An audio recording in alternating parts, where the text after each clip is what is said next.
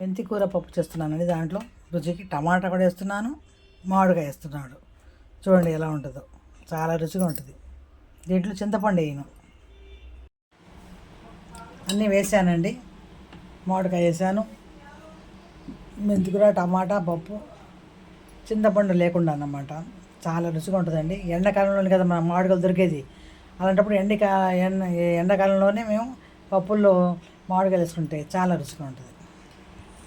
నీళ్ళు వేద్దాం.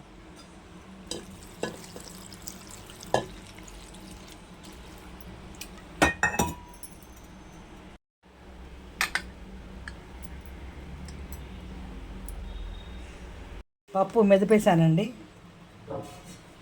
తాలింపు వేస్తాను ఇప్పుడు.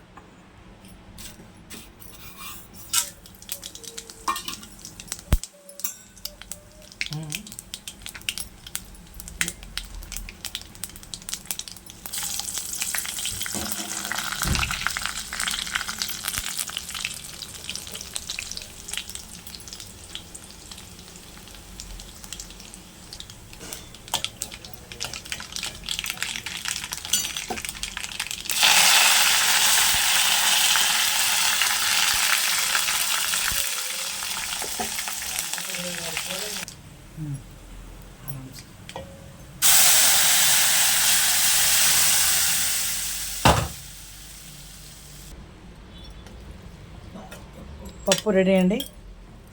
లైక్ చేయండి, షేర్ చేయండి, సబ్స్క్రైబ్ చేసుకోండి నా వీడియోల కోసం.